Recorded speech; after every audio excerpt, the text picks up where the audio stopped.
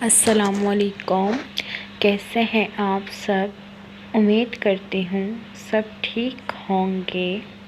اے پی پڑھ کر اپنا ریویو ضرور شیئر کیا کریں۔ کمنٹ سیکشن میں اپنا فیوریٹ سین بتانا نہ بھولیں۔ بڑھتے ہیں آج کی اے پی کی طرف۔ اسیر طلب از قلم ہبہ خان، قسط نمبر 67۔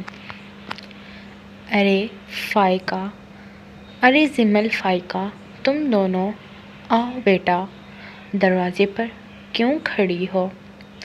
صبا بیگم جو لاؤنج میں بیٹھی ٹی وی دیکھ رہی تھی، فائقہ اور زمل کو دروازے پر کھڑے دیکھ کر خوش اخلاقی سے انہیں اندر آنے کی دعوت دی۔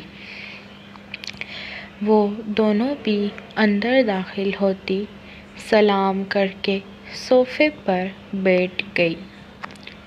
کرن کیسی ہے بیٹا؟ اسے بھی لے آتی۔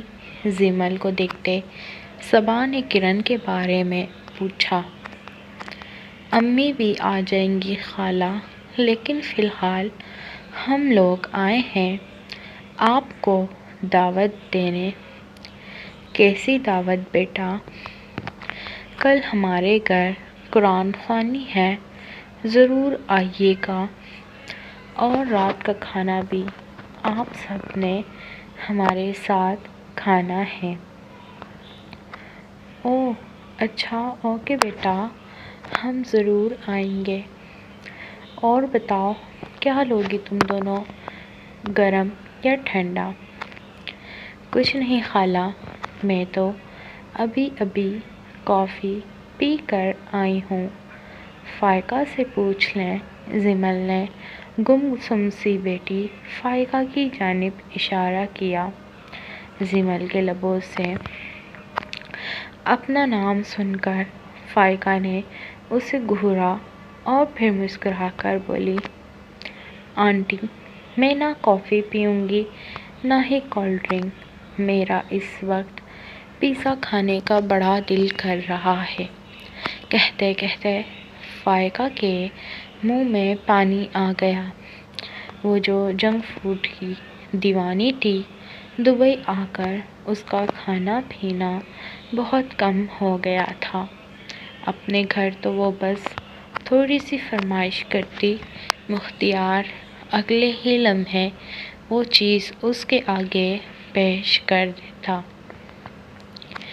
شرم کرو فائقہ، ہم اپنے گھر میں نہیں جو یوں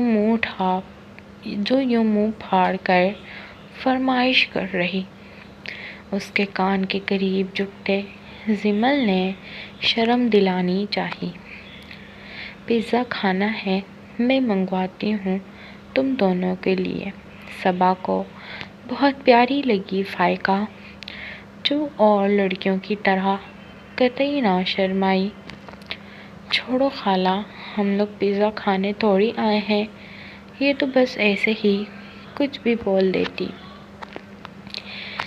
زمل صبا کو صوفے سے کھڑے ہوتے دیکھ کر بولی، کوئی بات نہیں زمل، مہمان فائقہ ہماری، میں ابھی فواد کو کال کرتی ہوں، آتے ہوئے پیزا لے آئے۔ تمہارے انکل تو صبح سے دوستوں کے ساتھ گھومنے نکلے ہوئے ہیں۔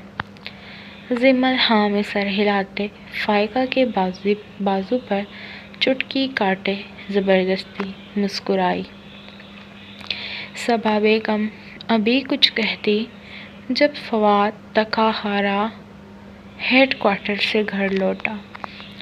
کوٹ کو کندھے پر لٹکائے نیند سے بوجھل آنکھوں کے ساتھ وہ گھر میں داخل ہوا۔ صوفے پر بیٹھی چھپکلی کو دیکھتے کافی بدمزہ ہوا۔ لو فواد آ گیا، میں تمہیں ہی کال کرنے والی تھی بیٹا۔ وہ تھوڑا سا آگے بڑھی تو فواد بھی آگے بڑھ کر ان کے ماتھے پر لب رکھتے زمل کے سلام کا جواب دے کر صوفے پر بیٹھا۔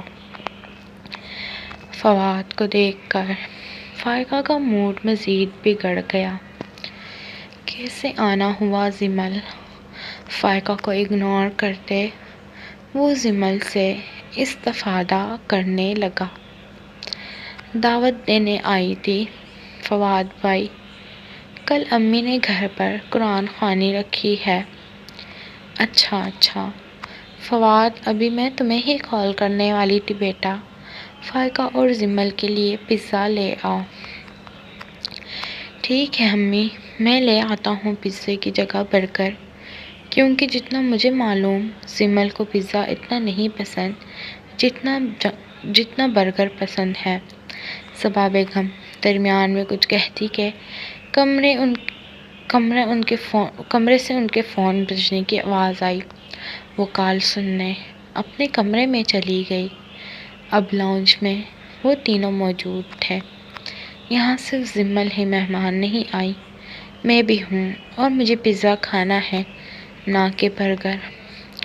ماتھے پر تیور ڈالے وہ غصے سے دانت کچکچا کر بولی، شکل سے بھکاری تو نہیں لگتے، اگر اسے برگر کھانا ہے اور مجھے پیزا کھانا ہے تو دونوں لے آؤ اور بات کو ختم کرو۔ فائقہ نے جان چھڑوانے والے انداز میں کہا، کیونکہ میرے پیسے اتنے فضول تو ہرگز نہیں ہے کہ میں دو چیزیں لاؤں گا، دونوں ایک ہی چیز پر گزارا کرو۔ تم برگر کھا لو، زمل کے ساتھ اسے پیزا نہیں پسند، اس لیے دونوں کے لیے برگر ہی لاؤں گا۔ فواد خان بھی بھلا کہاں کسی سے کم تھا، اچانک ہی منہ توڑ اسے جواب دیتا اٹھا اور گھر سے باہر برگر اور پیزا لینے کے لیے چلا گیا۔ ارادہ تو اس کا چھپکلی کو صرف تنگ کرنے کا تھا، لیکن وہ اس کے لیے پیزا ہی لانے والا تھا۔ تب ہی صبا بیگم لاؤنج میں آ گئی۔ آنٹی ویسے آپ کا بیٹا بڑا ہی بدتمیز ہے، فائقہ منہ میں بڑبڑائی، لیکن وہ اتنا اونچا نہ بول سکی کہ صبا بیگم اس کی بات سن لیتی۔ بیٹا تم اس کی باتوں کا برا مت ماننا، وہ بس یوں ہی مذاق کرتا رہتا ہے۔ صبا بیگم نے خفیف سی فائقہ کو دلیل دی۔ اپنے بیٹے کی زبان درازی پر وہ حیران تھی، اس کا رویہ ایسا تو بالکل بھی نہ تھا کسی کے ساتھ۔ اوہو آنٹی، آپ کو شرمندہ ہونے کی بالکل بھی ضرورت نہیں، جیسے میں نے بلا جھجک اپنی خواہش کا اظہار کیا ہے، اس لیے مجھے بھی اپنی بیٹی ہی سمجھے۔ صبا بیگم کو شرمندہ ہوتے دیکھ فائقہ نے جلدی سے ان کے پاس صوفے پر بیٹھتے ہی ان کے گرد اپنے بازو کا حصار باندھے کہا۔ صبا بیگم نے اس کی بات کا کوئی بھی جواب نہ دیا، بس بدلے میں وہ صرف مسکرائی تھی۔ تقریباً 15 منٹ ہی گزر چکے تھے، وہ لوگ بیٹھے بس ادھر ادھر کی باتیں کر رہے تھے اور زمل کو فائقہ پر جی بھر کر غصہ آ رہا تھا۔ ان دونوں نے اور بھی گھروں میں جا کر لوگوں کو بلانا تھا قرآن خوانی کے لیے، لیکن میڈم یہیں پر پیزا کھانے کے لیے بیٹھ گئی تھی اور اب آہستہ آہستہ بہت گزر رہا تھا، ان کا وقت بھی ضائع ہو رہا تھا۔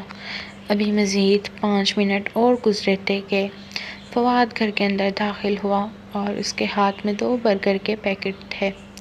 فواد دونوں برگر کے پیکٹ لے کر سیدھا لاؤنج میں ہی آ گیا۔ لاؤنج کے ٹیبل پر دونوں برگر رکھتے اس نے زمل کو کھانے کا اشارہ کیا اور ساتھ ہی اس نے فائقہ کی طرف دیکھا جو ہونکی کی طرح حیرت سے منہ کھولے صدمے سے ہی اسے تھک رہی تھی۔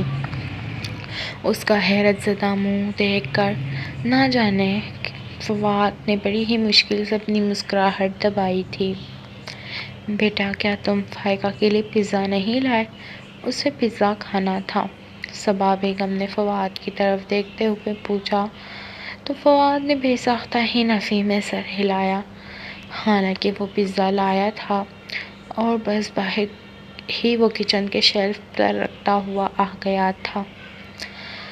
لیکن کیوں؟ میں نے تمہیں پیزا اور برگر دونوں کے لیے بھیجا تھا اور ٹیکسٹ بھی کر دیا تھا کہ دونوں کے لیے دونوں ہی چیزیں لانا۔ چھوڑیں آنٹی، اس بے مروت انسان سے اور کیا ہی امید لگائی جا سکتی ہے۔ فائقہ کو نہ جانے کیوں لیکن برا لگا تھا اس کا اس طرح کا رویہ، اسی لیے جان چھڑانے والے انداز میں کہا، اور ساتھ ہی وہ جمل کو دیکھ رہی تھی جو بڑے مزے سے برگر کھانے میں مصروف تھی۔ صبا بیگم اس کے خراب موڈ کو دیکھ کر سخت نظروں سے فواد کو گھوری تھی۔ مزید 5 منٹ وہ مزید بیٹھے ادھر ہی نظریں گھمانے میں مصروف تھی، حالانکہ فواد کی نظروں کو خود پر ٹکتا ہوا دیکھ رہی تھی، لیکن شان بے نیازی سے اس نے ایک نظر بھی فواد کی طرف دیکھنا اپنی گستاخی ہی سمجھی تھی۔ فواد جلدی سے کچن کی طرف گیا اور وہاں سے پیزے کا ڈبہ اٹھا کر لاؤنج میں لاتے وہ لاؤنج کے ٹیبل پر بالکل فائقہ کے سامنے ہی رکھ گیا تھا۔ صبا بیگم نے گہری سانس بھری تھی، یعنی کہ ان کا بیٹا صرف فائقہ کو تنگ کر رہا تھا۔ فائقہ پیزے کے ڈبے کو دیکھ کر بھی کچھ نہ بولی تھی اور نہ ہی اس کی طرف ہاتھ بڑھایا تھا۔ ہو گیا تو تمہارا، چلیں، فائقہ نے جمل کی طرف دیکھتے ہوئے کہا، جو برگر کا آخری بائٹ منہ میں رکھ چکی تھی۔ ٹشو سے ہاتھ صاف کرتے ہوئے اس نے برگر بھرے ہوئے منہ سے پیچھے کی طرف انگلی سے اشارہ کیا۔ اندازہ ایسا تھا کہ جیسے تم کھا نہیں رہی۔ چلو چلیں، دیر ہو رہی ہے اور لوگوں کو بھی بلانا ہے، فائقہ نے کہا اور ساتھ ہی وہ اٹھ کھڑی ہوئی۔ بیٹا، تم نے پیزا مانگا تھا نا، پیزا تو کھا کر جاؤ۔ اسے اٹھتے دیکھ صبا بیگم نے پریشان لہجے میں کہا، نہیں بس آنٹی، ابھی دیر ہو رہی ہے، جانا ہے۔ اس نے آنٹی کے سامنے تو نرم تاثرات سے کہا، لیکن مڑتے ہی اس کا چہرہ سپاٹ ہوا جو فواد کی زیر نگاہوں سے بالکل پوشیدہ نہ رہا۔ اس کی طرف ایک نظر دیکھے بغیر وہاں سے اٹھتی جمل کے ساتھ ان کے گھر سے نکلتی چلی گئی۔ اس کا موڈ آج بے حد خراب تھا، ورنہ وہ ضرور پیزا کھا لیتی۔ فواد نے فائقہ میڈم کے ایٹیٹیوڈ پر کندھے اچکائے۔ دونوں کے جاتے ہی صبا بیگم سے اس کی ابھی اچھی خاصی کلاس ہوئی۔ سلطان، ایک بری خبر ہے۔ آفی دروازہ کھٹکھٹاتے کمرے میں داخل ہوتے بولا۔ سلطان نے ہنکار بھرتے آگے بولنے کی اجازت دی۔ ہمارے 4 گارڈز پکڑے گئے ہیں اور انہیں کہاں پر رکھا ہے اس کا پتہ اس میجر کے پاس۔ آفی پریشانی سے بولا۔ سلطان طنزیہ ہنسا۔ ٹھیک ہے، کوئی بات نہیں، میجر کے ساتھ میں نے بہت برا کیا ہے، تھوڑا غصہ ٹھنڈا کرنے دو اسے۔ اس نے گویا بات ختم کی تھی۔ اب سگریٹ کو لبوں میں دبائے اس نے ہاتھ میں بندھی گھڑی کی طرف دیکھا جہاں رات کے 12 بج رہے تھے۔ ٹھیک ہے، آفی کندھے اچکا کر اپنے روم میں چلا گیا۔ عادل سے بے عزتی کا بدلہ لینے کے بارے میں سوچنے لگا۔ جب ہم دونوں بڑے ہوں گے تم میری بہن سے شادی کرنا اور میں ایک خوبصورت پری سے شادی کروں گا۔ یہ بات حسام نے دھیرے سے اس کے کان کے قریب جھک کر کی تھی۔ ارے ایسی باتیں نہیں کرتے حسام، ہم دونوں چھوٹے ہیں، ماما بابا کہتے ہیں شادی بڑے لوگ کرتے ہیں، ہم دونوں کو گناہ ملے گا۔ سلطان کانوں سے ہاتھ لگا کر توبہ توبہ کرنے لگا۔ ارے بدھو، باتیں کرنے سے کچھ نہیں ہوتا، انکل تمہیں ایسے ہی ڈراتے ہیں۔ حسام اس کے سر پر ہلکا سا تھپڑ مارتے کھلکھلا کر بولا۔ رات کو پری آئی تھی، ننھی سی پرنسس کو ہمیں دے کر گئی۔ میں نے موم کو بولا تھا مجھے اٹھانا، میں نے دیکھنا ہے پری کو، وہ کیسے بیبی دے کر گئی ہمیں۔ موم نے نہیں اٹھایا۔ آنکھوں میں موٹے موٹے آنسو لائے حسام سلطان کے کندھے پر سر رکھے بولا، تم رو مت حسام، جب میری بہن کو پری آئے گی لینے اس دن تم ہمارے گھر رات گزارنا، پھر دونوں مل کر پری کو دیکھیں گے۔ اسے چپ کروانے کی غرض سے سلطان کچھ سوچ کر بولا تو حسام خان نے چونک کر اس کی جانب دیکھا۔ لیکن اس ٹائم تو ہم دونوں سوئے ہوں گے نا، مما کہتی ہے پری رات کو بیبی دے کر جاتی ہے۔ وہ دونوں بینچ پر بیٹھے باتیں کر رہے تھے، باقی سب حدیقہ خانم کا حال چال دریافت کرنے کے لیے اندر تھے، اور کچھ دیر قبل ہی جنت پیدا ہوئی تھی۔ ماضی سے نکلتے اس کے لبوں پر گہری مسکراہٹ رقصہ ہوئی۔ پری اپنی اور حسام کی باتیں یاد کرتے وہ کہکا لگا اٹھا۔ مشال ٹھنڈی آہ بھرتے دموع کے ساتھ اس نے وہ نام پکارا تھا۔ فون اٹھاتے اس نے میشی کا نمبر ڈائل کرتے فون کان سے لگایا۔ دوسری جانب مشال گھٹنوں میں سر دیے رونے میں مصروف تھی۔ فون پر ہوتی بیل کو اگنور کر گئی۔ جب مسلسل بیل ہوتی رہی، مشال نے فون اٹھا کر دیکھا، ایک دم اسے اپنے ہاتھوں میں ٹھنڈے پسینے آنے لگے تھے۔ طبیعت خرابی کا کہہ کر وہ خود کو روم میں لاک کرتے کب سے رو رہی تھی۔ ہنی کہاں تھی تم؟ وہ سرد آواز میں بولا تو مشال نے سسکی کا گلا گھونٹا۔ سو رہی تھی، وہ اٹکتے لہجے میں بولی۔ مشال نے ذہن کے پردوں میں اس کے عکس کو یاد کیا۔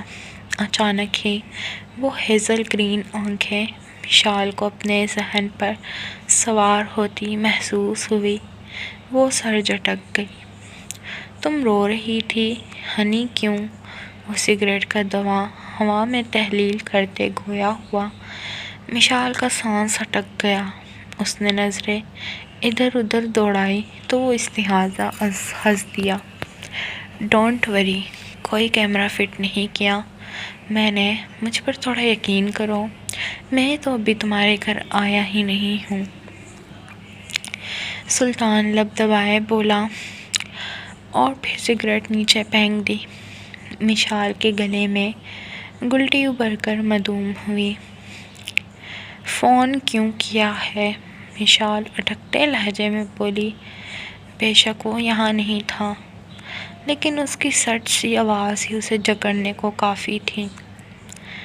مجھے ایک بات پتہ لگی ہے، وہ مدھم لہجے میں بولا، بالکل رازدانہ انداز تھا اس کا۔ مشال چونکی۔ کیا؟ مشال لڑکھڑاتے لہجے میں بولی۔ دوسری جانب سلطان شاہ اب اٹھ کر چہل قدمی کرنے لگا تھا۔ میں نے سنا ہے کل کے کل ہی تم سب پاکستان جا رہے ہو۔ کس نے بتایا آپ کو؟ مشال ڈر کے مارے اپنی جگہ سے اچھل کر اٹھی۔ کہیں واقعی وہ اس کے گھر میں موجود تو نہیں؟ کس نے بتایا؟ کیسے پتہ چلا؟ اس سے تمہیں کوئی مطلب نہیں ہونا چاہیے ہنی، تم بس اتنی سی بات اپنے ذہن میں نقش کر لو، تم پاکستان جاؤ، لندن جاؤ، امریکہ جاؤ، سلطان کی نظر ہمیشہ اپنی عزت پر رہے گی۔ وہ برفیلی لہجے میں کہہ رہا تھا، جبکہ مشال سن دماغ کے ساتھ اسے سن رہی تھی۔ مجھے تمہاری طلب ہو رہی ہے، یاد آ رہی ہے، تمہارے گھر کے باہر میری گاڑی کھڑی ہے، اس میں بیٹھو اور میرے پاس آ جاؤ، وہ عام سے لہجے میں بولتا۔ مشال کا سانس اٹکا گیا۔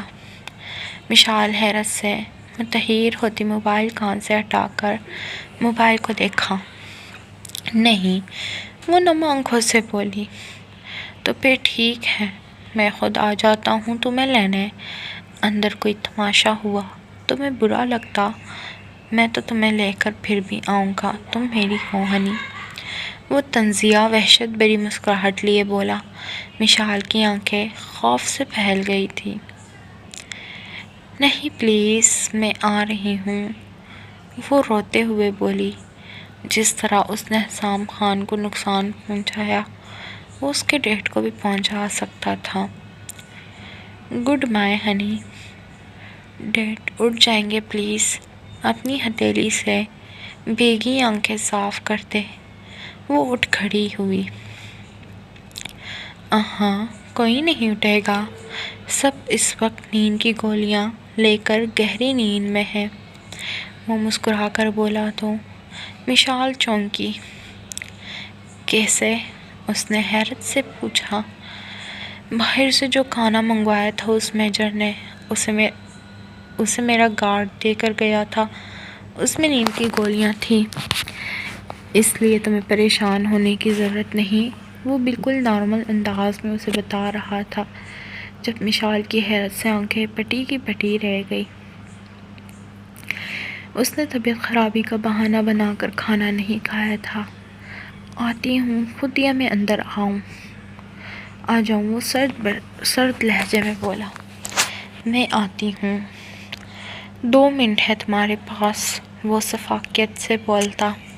فون رکھ گیا۔ مشال فون بیڈ پر پھینکتے پھوٹ پھوٹ کر رو دی تھی، آنکھیں رگڑتی وہ کمرے سے باہر نکلی۔ گھر میں اندھیرے کا راج تھا، سب سو رہے تھے، لانچ مہدی کا خانم اور زرون خان سوئے تھے، جبکہ باقی 2 روم میں، ایک میں نور اور آمنہ تھی اور دوسرے میں دانیال اور حسام تھے۔ آہستہ آہستہ قدم اٹھاتے وہ منہ پر ہتھیلی جمائے خوف سے لرزتے قدموں سے باہر نکلی، جہاں آفی گاڑی کا دروازہ کھولے سر جھکائے کھڑا تھا۔ مشال روتے ہوئے گاڑی میں بیٹھی۔ اف کمینہ، خود تو بیوی کے ساتھ مزے کرے گا، مجھے نیند سے اٹھا لیا۔ آفی بڑبڑاتا گاڑی میں بیٹھا، گاڑی سٹارٹ کرتا، اب گاڑی وہاں سے بھگا لے گیا۔ مشال سیٹ پر خالی ذہن کے ساتھ بیٹھی تھی۔ گاڑی ایک گھر کے آگے رکی۔ مشال نے اتر کر دیکھا، یہ وہ گھر نہیں تھا جہاں وہ آئی تھی، یہ کوئی اور تھا۔ مشال دھوپ نگلتی اندر داخل ہوئی تھی۔ وہاں اندھیرا ہی اندھیرا تھا۔ وہ جیسے جیسے اندر کی جانب بڑھ رہی تھی، دل اتنی تیزی سے دھڑک رہا تھا جیسے ابھی پسلیاں توڑ کر باہر آ جائے گا۔ وہ بے دھیانی سے بس چلتی جا رہی تھی، جب اس کا پاؤں بری طرح قالین سے پھنسا، وہ گرتے گرتے بچی تھی، کیونکہ سلطان نے اسے تھام لیا تھا۔ وہ اس کے بازو میں تھی جب اس نے مشال کو اپنی جانب کھینچا، وہ اس کے چھوڑے سینے سے آ لگی تھی۔ خوف سے ماتھے پر پسینے کے قطرے نمودار ہوئے۔ رو کیوں رہی ہو ہنی؟ وہ اس کی گردن پر ہاتھ لپیٹتے اس کا چہرہ اپنے چہرے کے قریب کرتے بولا۔ مشی اس کا چہرہ نہیں دیکھ پا رہی تھی اس قدر اندھیرے میں، لیکن اس کی تپش بھری سانسیں مشال کے چہرے پر پڑتی اسے دہکا رہی تھی۔ روتے ہوئے بالکل بھی اچھی نہیں لگتی، وہ سرد برفیلے لہجے میں بولا۔ اس کے ہونٹ مشال کے گال سے مس ہوئے تھے۔ کیوں بلایا یہاں؟ مشال آنکھیں چپکاتے کچھ دیکھنے کی کوشش کرتے بولی۔ سلطان نے اس کی بازو پر گرفت سخت کی۔ بچی ہوتی تو ضرور سمجھاتا، اتنا تو تم جانتی ہوگی، بیوی اپنے شوہر کے پاس رہتی ہے، اس کی باہوں میں، باپ کے گھر نہیں۔ آہستگی سے اس کے لبوں کو لبوں سے چھوتے وہ مدھم گمبھیر آواز میں بولا۔ مشال لرز کر رہ گئی۔ اپنی بیوٹی بون پر مونچھوں کی چبھن محسوس کرتے مشال کے لبوں سے دل خراش چیخ نکلی تھی۔ شش، ابھی تو کچھ کیا نہیں اور اتنا چیخ رہی ہو؟ اسے مزید اپنے قریب تر کیا۔ مشال کو اپنا دل بند ہوتا محسوس ہوا تھا۔ بنا اسے سمجھنے کا موقع دیے وہ اسے باہوں میں اٹھائے کمرے میں لاتے نیچے اتارا۔ کمرے میں نیم اندھیرا تھا۔ زرد روشنی میں مشال اس کی سرد ہیزل گرین آنکھیں دیکھ رہی تھی۔ وہ کئی لمحے اس کی آنکھوں کو دیکھتی رہی تھی۔ جب سلطان نے آگے بڑھتے اس کے گال پر نرمی سے بوسہ دیا، مشال آہستگی سے آنکھیں میج گئی۔ وہ مسکراہٹ چہرے پر سجا گیا۔ میں نے تمہیں گولڈن نائٹ منانے کے لیے یہاں بلایا ہے۔ اس کے گال کو لبوں سے مس کرتے وہ سفاکیت بھرے لہجے میں بولتا۔ مشال کو سہما گیا۔ وہ زور سے آنکھیں میج گئی۔ مجھے مت چھونا، گھر جانا ہے۔ مشال خوف سے مدھم سی روشنی میں سلطان کی آنکھوں میں اترتی شفقت کو دیکھ رہی تھی۔ وہ گھبرا کر 2 قدم پیچھے ہوئی تھی۔ تمہیں گھر جانے دینا ہی ہوتا تو یہاں نہ بلاتا۔ وہ خونخوار نظروں سے اس کی جانب دیکھتے پھر سے اپنے قریب کر گیا۔ آپ بہت غلط کر رہے ہیں۔ ڈیڈ نے کچھ نہیں کیا، وہ بے گناہ ہے۔ وہ حلق کے بل چیخی۔ باقی کے الفاظ اس کے لبوں میں ہی دم توڑ گئے تھے جن پر سلطان شاہ قابض ہو چکا تھا۔ سلطان شاہ اپنی تڑپ، شدت غصہ مشال پر نچھاور کرتا پیچھے ہوا۔ وہ لمبے لمبے سانس لیتے خود کو پرسکون کر رہی تھی۔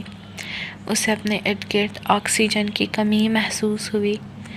آج کے بعد ہمت مت کرنا ہنی مجھ سے بلند آواز میں بات کرنے کی۔ سلطان شاہ نے مشال کا چہرہ دبوچتے اپنے قریب تر کیا۔ اس کی آنکھیں خطرناک حد تک پھیلی۔ میرے بابا نے کچھ نہیں کیا سلطان۔ مشال آنکھوں میں موٹے موٹے آنسو جمع کیے اس شفاق شخص کی طرف دیکھتی بولی جو بچپن میں خوش اور ہمیشہ ہنستے رہنے والا انسان تھا۔ میں جانتا ہوں تمہارے بابا نے کچھ نہیں کیا، لیکن کیا تمہارے بابا نے میرے باپ کے قاتلوں کو پکڑنے کی کوشش کی؟ میرے بارے میں جاننے کی کوشش کی؟ میں زندہ ہوں یا مر گیا؟ میرے بابا کے ساتھ ان کی دوستی صرف لفظی تھی۔ مشال کو خود سے دور دھکا دیتے سلطان شاہ اپنی پیشانی مسلنے لگا۔ اپنے باپ کے قتل کا سوچ کر اس کی آنکھیں خون چھلکنے کی حد تک سرخ ہوئی، ہاتھوں اور کمپٹی کی رگیں ابھری ہوئی تھیں۔ میرے بابا نے تمہیں ڈھونڈا تھا حد سے زیادہ، لیکن تم انہیں نہ ملے۔ میرے بابا نے تمہارے بابا کے قاتلوں کو بھی ڈھونڈنے کی کوشش کی، لیکن ناکام رہے۔ اس میں ان کی تو کوئی غلطی نہیں۔ ایک غلط فہمی کے باعث تم میرے بابا سکندر انکل کی دوستی کو لفظی کہہ کر ان کی دوستی کی توہین مت کرو۔ مشال چہرہ ہاتھوں میں چھپا کر پھوٹ پھوٹ کر رونے لگی۔ سلطان شاہ جو ایک غلط فہمی کے باعث زرون خان کے پورے خاندان کو تکلیف میں مبتلا کر گیا تھا۔ اپنے باپ کو بچانے کے لیے جھوٹ مت بولو۔ ہنی شفقت سے دوبارہ اس کا چہرہ دبوچتے پنکھارا۔ میں جھوٹ نہیں بول رہی۔ سلطان شاہ نے اس قدر اس کا چہرہ سختی سے دبوچا ہوا تھا کہ مشال کو اپنا جبڑا ٹوٹتا ہوا محسوس ہوا۔ مشال کی آنکھیں نم دیکھتے اس کا دل نرم پڑا۔ نرمی سے مشال کے آنسو لبوں سے چن کر سینے سے لگا گیا۔ یہ وہی مشال ہے سلطان شاہ جس سے تم نے بچپن میں بے انتہا تنگ کیا اور اس کے بھائی سے اس سے شادی کرنے کی باتیں کرتے تھے۔ اس کے ماں باپ سے کہتے تھے کہ تم اسے اپنے ساتھ بھگا کر لے جاؤ گے۔ اپنے دل میں آئے خیالات سن کر سلطان شاہ کے لبوں پر گہری مسکراہٹ نے احاطہ کیا۔ مشال تو اس کا نرم رویہ دیکھ کر بے ہوش ہونے کے در پر تھی۔ تمہیں کیا لگتا ہے تم پیار جتا کر میرے دل میں جگہ بنا لو گے، وحشی انسان؟ مشال کو یکدم سلطان کا نکاح کے وقت والا رویہ یاد آیا۔ اس کے چہرے پر نشانات دیکھ کر اس کے والدین کی طبیعت خراب ہوئی تھی۔ جھٹکے سے اسے دور دھکیلنے کے لیے ہاتھ اس کے سینے پر رکھے سلطان شاہ نے اس کے دونوں ہاتھ پکڑ کر اس کی کمر کے ساتھ لگاتے آنکھوں میں شفقت لیے گہری نظروں سے اس کا جائزہ لینے لگا۔ مشال کو اس کی نظر اپنے جسم کے آر پار ہوتی محسوس ہو رہی تھی۔ میں نے ذرا سا تمہارے ساتھ نرم رویہ کیا اختیار کیا، تم میرے سر پر چڑھنے لگ گئی۔ ایسے سر چڑھے لوگوں کو اٹھا کر زمین پر پٹکنا سلطان شاہ کو اچھے سے آتا ہے۔ بائی دا وے ہنی، میں نے تمہیں یہاں جس کام کے لیے بلایا ہے وہ سر انجام دینا تو میں بھول ہی گیا۔ سلطان شاہ کچھ لمحوں میں ہی مشال کے چہرے کا رنگ زرد کر گیا، آنکھیں پھاڑے التجائی نظروں سے سلطان کو دیکھا، جسے کہنا چاہ رہی تھی پلیز میرے ساتھ ایسا مت کرنا، سلطان پلیز میرے ساتھ کچھ مت کرنا، میرے والدین، میرے بھائی یہ تکلیف سہن نہیں کر پائیں گے۔ مشال کے کئی آنسو آنکھوں سے بہہ کر بے مول ہوتے اس کے گریبان کو گیلا کر گئے۔ اسے وہ پل یاد آئے جب وہ ہاسپٹل پہنچی تھی اور اس کی حالت دیکھتے اس کے بھائیوں اور ڈیڈ کی آنکھیں نم ہوئی تھی۔ شدتیں میں تم پر نچاور کرنی ہیں، اس میں تمہارے بھائی اور تمہارے ڈیڈ کہاں سے آ گیا؟ سلطان شاہ کے بے باک اور بے تکے الفاظ سن کر مشال کا دل چاہا سائڈ سے کوئی چیز اٹھا کر اس کے سر پر مار کے وہاں سے بھاگ جائے۔ پلیز مجھے جانے دو۔ مشال کو اپنے بازو ٹوٹتے ہوئے محسوس ہونے لگے۔ اس کی آنکھوں میں درد دیکھ کر سلطان نے اس کا ہاتھ چھوڑ دیا۔ مشال جس نے بھی ٹھنڈی سانس فضا کے سپرد ہی کیا ہی تھا، سلطان شاہ نے اس کے کمر کے گرد بازو لپیٹے اپنے قریب کر کے اس کی گردن پر جھکا۔ مشال کو بے تحاشا اس کی داڑھی کی چبھن اپنی گردن پر محسوس ہوئی۔ مزاحمت کرتے ہوئے اسے خود سے دور کرنا چاہا، لیکن سلطان شاہ تو مکمل طور پر بیٹھ چکا تھا۔ کیا ہوا ہنی، تم میری ذرا سی شدت برداشت نہیں کر پا رہی؟ جب میں ہمیشہ کے لیے تمہیں اپنے پاس لے آؤں گا تب تمہاری یہ ننھی سی جان مکمل طور پر میری شدتیں کیسے برداشت کرے گی؟ سلطان ایک مرتبہ پھر اس کے لبوں پر جھکا۔ مشال اس کے قربت میں بن آب کی مچھلی کی طرح تڑپ رہی تھی۔ مزاحمت کرتے اسے خود سے دور کرنا چاہا، لیکن وہ چٹان جیسا وجود کو ایک انچ بھی نہ ہلا پائی۔ مشال کو بے ہوش ہوتے دیکھ سلطان اپنی سانسیں اس میں منتقل کرنا شروع ہو گیا۔ کچھ دیر بعد مشال سے دور ہوا۔ مشال کو اپنا سر چکراتا ہوا محسوس ہو رہا تھا۔ وہ لڑکھڑاتے گرنے لگی۔ سلطان نے اسے اپنے باہوں میں اٹھا لیا۔ میری ننھی سی ہنی۔ سلطان پھر سے اس کے گردن پر جھکتا، اس کے دل کی عجیب سی کیفیت کر گیا۔ ایک لمحے کے لیے چہرہ اس کی گردن سے باہر نکالتے مشال کے سرخ چہرے کو دیکھا۔ مجھے جانے دو، سلطان نے اکتاہٹ بھری نگاہیں مشال پر ٹکائی جو کب سے رٹ لگائے ہوئے تھی۔ مجھے جانے دو۔ مٹھائیاں بانٹی جا رہی ہے جو تم نے گھر جانا ہے، جلد بند کر کہتے اس کی کمر پر گرفت مضبوط کی۔ مشال کو لگا اگر کچھ پل اور سلطان نے اسے اسی طرح اس کی کمر پکڑے رکھی تو اس کی ہڈیاں ٹوٹ جانی ہیں۔ مجھے جانے دو، موٹے موٹے آنسو بہاتے ہوئے کہا۔ سلطان نے اس کی گردن کی مخصوص رگ دباتے اسے ہوش و حواس سے بیگانہ کر دیا۔ جاری ہے۔ آئی ہوپ آج کی ایپی پسند آئی ہوگی۔ ایپی پسند آئے تو لائک اور کمنٹ کر کے اپنے پیار کا اظہار کرنا نہ بھولیں۔ تو ملتا ہے نیکسٹ ایپیسوڈ میں۔ اللہ حافظ۔